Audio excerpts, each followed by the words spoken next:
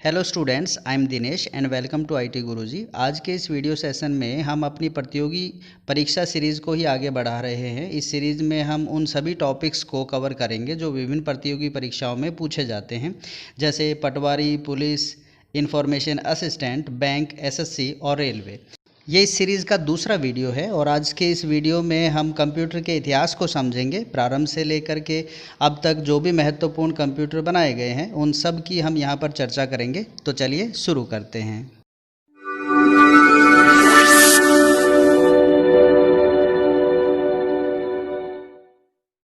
Computer का इतिहास बहुत पुराना है। कंप्यूटर के इतिहास को देखें तो हमें पता चलेगा कि मानव के लिए गणितीय गणना करना शुरू से ही कठिन रहा है और हमें एक ऐसे यंत्र की आवश्यकता महसूस होती थी जिसकी सहायता से हम आसानी से गणितीय गणनाओं को कर सकें। एबेकस पहली मैकेनिकल गणना करने वाली मशीन थी। इसका आविष्कार लगभग 5000 वर्ष पूर्व हुआ था और इसका वर्तमान स्वरूप चीन के लोगों की देन है।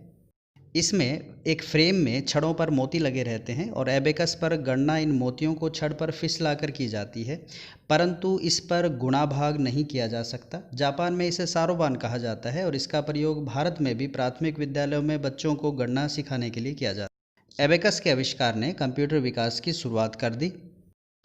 1616 में सर जॉन नेपियर ने गणना करने का उपकरण बनाया। इसे नेपियर बोन्स कहा गया। इसका उपयोग जोड़, घटाव, गुणा, भाग के लिए किया जाता था। ये डिवाइस आयताकार छड़ों के रूप में थी।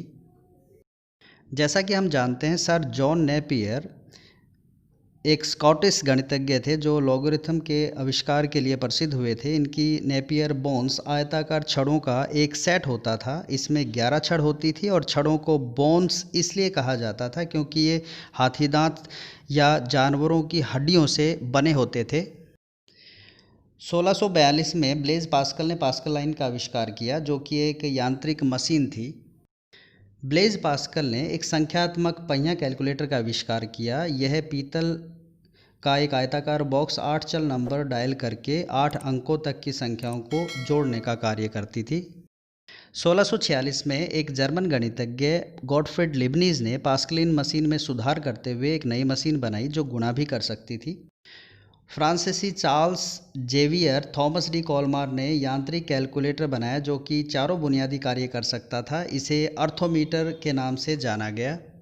1822 में कैम्ब्रिज यूनिवर्सिटी के प्रोफेसर चार्ल्स बेबेज ने एक मशीन बनाई जिसे डिफरेंस इंजन नाम दिया गया और ये मशीन भाप से चलती थी।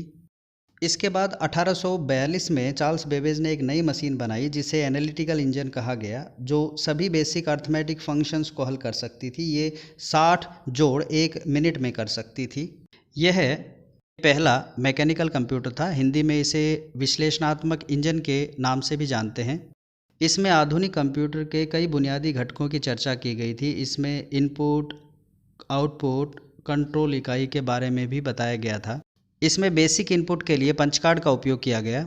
इसमें एक कंट्रोल इकाई थी जो निर्देशों को किसी भी क्रम में प्रोसेस करके परिणाम को आउटपुट प्रदर्शित करती थी। इसी कारण हम चार्ल्स बेबेज को फादर ऑफ कंप्यूटर या कंप्यूटर का जनक मानते हैं।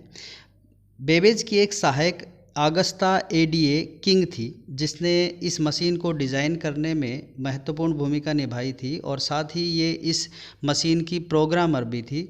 तो इसी कारण से इन्हें मदर ऑफ कंप्यूटर या दुनिया की पहली प्रोग्रामर भी माना जाता है।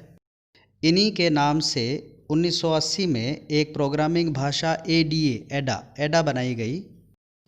1889 में अमेरिका की जनगणना के आंकड़ों को तीव्र गति से स्टोर करने के लिए हरमन होलेरिथ ने होलेरिथ सेंसस टेबल बनाई, जिसमें पंच कार्ड को विद्युत द्वारा संचालित किया जाता था तथा तीव्र गति से आंकड़ों को सुरक्षित किया जा सकता था।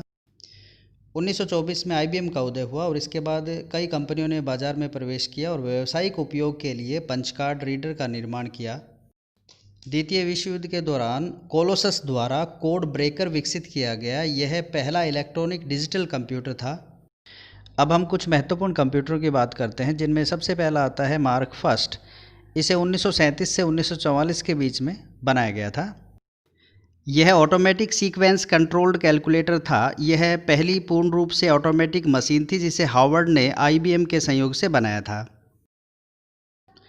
दूसरा ENIAC।